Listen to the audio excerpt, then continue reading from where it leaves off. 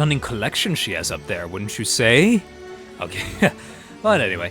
Hey guys, it's Optinon! Welcome back to Super Luigi Galaxy. This is by no means going to be a story-filled mission. This is gonna be one of those bonus videos where my goal is just to help people wind down after a long day, but I am going to read Rosalina's library book in this episode. Hold on, Luigi. Luigi, don't fall asleep. Don't fall asleep on me, Luigi. I'm just explaining stuff. I know the couch over there looks comfortable, but just stick with me. Okay.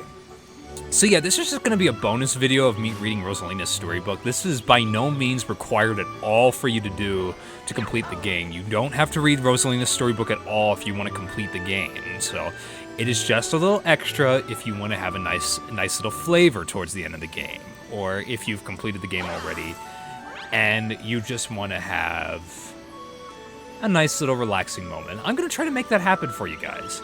I will try to make this one of those bonus episodes just to wind down, like maybe not as much as a Bob Ross kind of relaxing episode, but hopefully something. I'll try to be. Actually, I'm comparing myself to Bob Ross. What's wrong with me?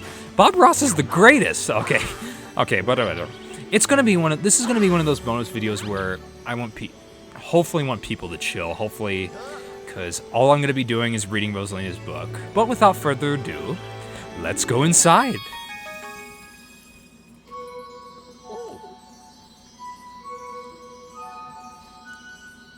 Let us begin.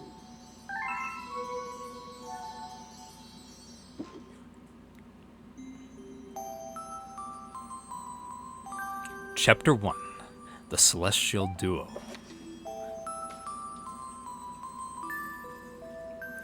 Our story begins a very, very long time ago with a young girl. One day, this girl spotted a rusted spaceship holding a small star child. "What's your name? Are you lost?" the girl asked the star child. "I'm Luma, and I'm waiting for Mama. She's coming for me on a comet," said the star child, who had been waiting day and night. "Don't worry, I'll wait with you," the little girl promised Luma. At nightfall, the little girl borrowed her father's telescope and peered into the sky. She looked and looked, but she saw nothing. Hours turned into days, and then years, but still the sky revealed nothing. Finally, the little girl sighed and said to Luma, "If we stay here looking much longer, I'll be an old lady soon." But then she had an idea. "Why don't we go out there and find your mother ourselves?" The girl and Luma fixed up the rusty spaceship, and then the two set sail into the starry sky. And this is how the search for the Celestial Mother began. Chapter 2. Starbits. Days passed with no sight of the comet or even a single planet. Instead, asteroids extended for as far as the eye could see. "If I had known it was going to take this long, I would have packed more jam," said the little girl, above the rumble of her belly. Before they left, she had packed all the essentials: telescope, butterfly net, stuffed bunny, bread, milk, jam, and apricot-flavored tea. But "I forgot to bring water!" At this, Luma burst into gales of laughter, and the girl began to pout. "As long as I have starbits, I'll be fine," said Luma. "Want some?" The little girl couldn't stay mad after hearing this.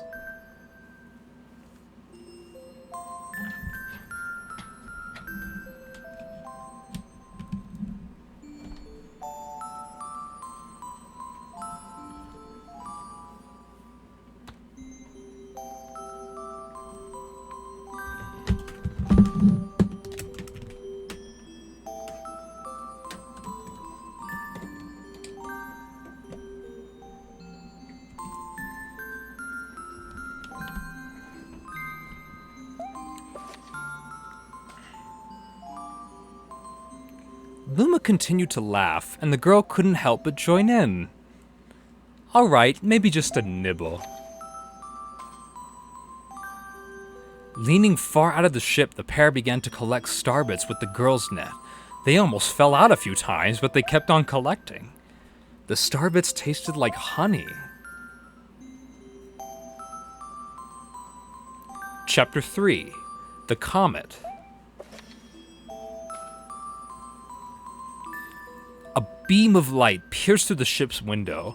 Thinking it was the morning sun, the girl peered through the window, only to find a turquoise blue comet shimmering at her. The little girl shook the sleeping Luma awake and shouted excitedly, "We have to get to that comet!" The pair descended on the comet and found that it was made of ice. They looked high and low, but Luma's mother was nowhere to be found. Exhausted, the little girl sat down with a flop, utterly unable to take another step. Look! Peering down at the icy ground where Luma was pointing, the girl suddenly noticed clusters of starbits encased in the ice. Pretty good, huh? Finding starbits is my specialty, said Luma, beaming. There's ice here, but it's so warm. I'll bet there's water here too. The two decided to stay on the comet for a while. Riding the turquoise comet, the pair continued their search for Luma's mother. Chapter 4: The Dream. One night, the girl dreamed about her own mother. "Where are you going?" she asked, her mother's retreating back. Without turning, her mother replied, "Don't fret, dearest. I'm not going anywhere. I'm always watching over you, like the sun in the day and the moon in the night." A wave of sadness washed over the girl. "What about when it rains and I can't see the sun or the moon?" Her mother thought for a moment before responding. "I will turn into a star in the clouds and wait for your tears to dry." When she awoke, the girl's face was damp with tears. "You have starbits in your eyes," said Luma to the girl. Wiping her face, the girl replied, "These are tears, not starbits. I'm crying because I'll never see my mother ever again." At this, Luma began to cry too. "Mama, oh, Mama, where?" The pair traveled through the starry skies, and though they encountered many other comets, not one of them held Luma's mother. Luma was despondent. Now, Luma, the rain clouds won't go away if you keep crying," the girl said, giving Luma a squeeze. "I'll give you a present if you stop." The girl closed her eyes and said gently, "I'll take care of you." With these words, she felt a small spark in her heart. Chapter 5: Home. "The kitchen will go here, and the library will go over there," the girl said busily to herself. "We'll put the gate here." Ever since the girl took Luma under her care, she'd been bustling about at a feverish pace. It's a lot of work, but it's worth it to make a happy home. It turned out that starbits weren't the only things buried in the ice. There were tools and furniture unlike any they had ever seen, and the girl used them to build a home. Looking at the completed house, Luma remarked, "Don't you think it's awfully big for just the two of us?"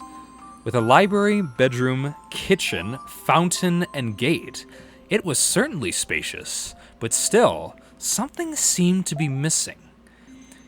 "If only my father, brother, and mother were here," the girl said wistfully. Indeed, the house was too large for its two small residents. That night, clutching her favorite stuffed bunny close to her heart, the girl fell asleep in the starship.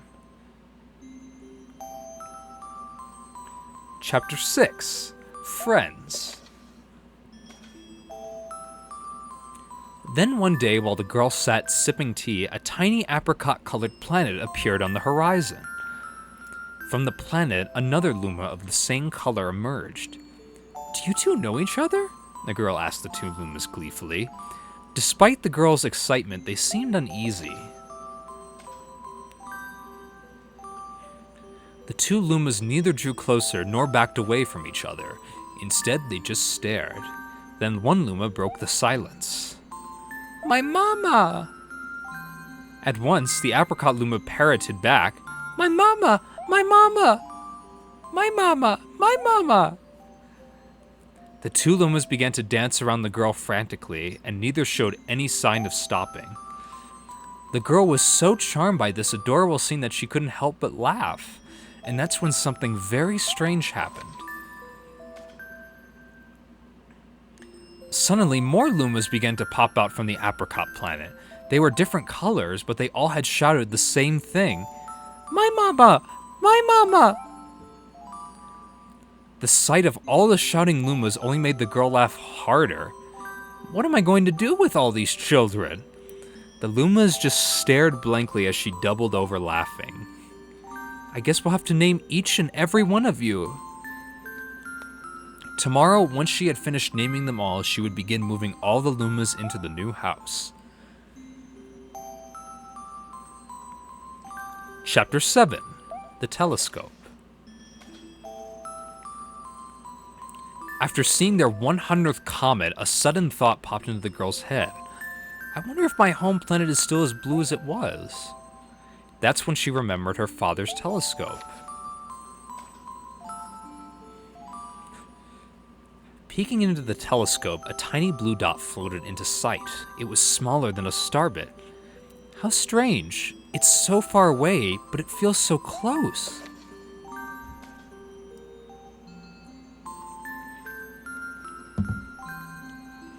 She twisted the knob of the telescope, and the blue dot grew until she could make out a grassy hill dotted with flowers.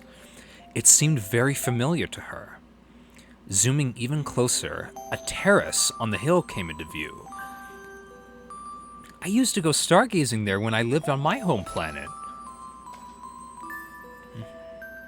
She remembered rubbing the sleep out of her eyes as she followed her father up that hill to look at the stars.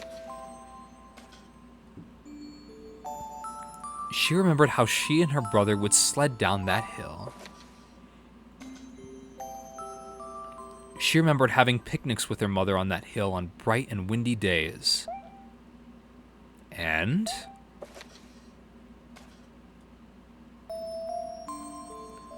I want to go home. I want to go home right now. The girl burst into tears, and the Lumas didn't know what to do. I want to go home. I want to go back to my house by the hill. I want to see my mother. The girl was shouting now, her face wet with tears. But I know she's not there. I knew all along that she wasn't out there in the sky, because she's sleeping under the tree on the hill. The girl's cries echoed through the stars, and a hush fell over the area.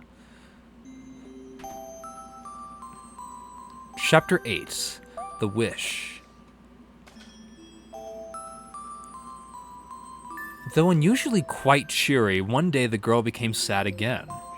Luma drew close and tried to comfort her. "Mama, you still have me. And don't be so sad about your mama, because she's a part of you. That means she's always close by. It's like me. I love starbits because they remind me of my mama." No, the girl said, unable to stop the tears. A lonely look flickered across Luma's face, but it was soon replaced by a wide grin. "I have an idea! I will transform into a comet, a soaring comet that can carry you all on this journey." With that, Luma, trailing bands of white, soared high into the sky, and just as quickly started to plummet back down. Kaboom! Kablam! The ground shook, and a bright light poured out of the crater that the Luma had created. The bands of light twisted together to form a comet tail, and then Luma emerged, reborn as a comet. The girl could scarcely believe her eyes. "But how?" she kept asking. Our destinies as Lumas is to transform into different things, said a red Luma who had suddenly appeared. Stars, comets, planets, we can become all of these things. When I grow up, I want to become a star that makes someone special smile, said a green Luma. A blue Luma chimed in. That Luma turned into a real cutie of a comet, didn't he? All the Lumas together said, No more crying, Mama.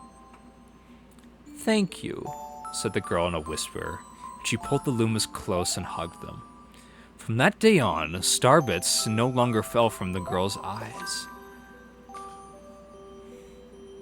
The comet set forth for the girl's home planet, its long tail blazing proudly behind it. Final chapter, Family.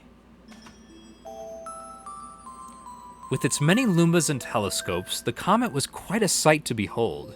The girl and the Lumas were proud to call it home. At a welcoming party for a new Luma, the girl gathered everyone in the kitchen and said in a louder voice than usual, All right, everyone, let's make a cake! A cake sprinkled with starbits. Then it will be a star cake.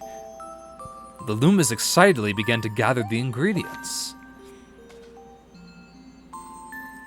As she watched the Lumas scurry about, the girl smiled and thought to herself, This is my family now, and I will stay with them until they're ready to leave the nest. And when they do leave, I'll see them off with a smile. Because that's what makes a mother happiest. That night when the girl lay down to sleep, a soft light enveloped her and reminded her of the blue planet she once called home. But it would be nice to return home once every 100 years to nap in my favorite sleeping nook. The comet carrying the Lumas and the girl continues on its journey to this very day. With more family members in tow than can be counted, it's said that the comet visits the girl's home planet once every 100 years, its proud white tail glittering in the sky.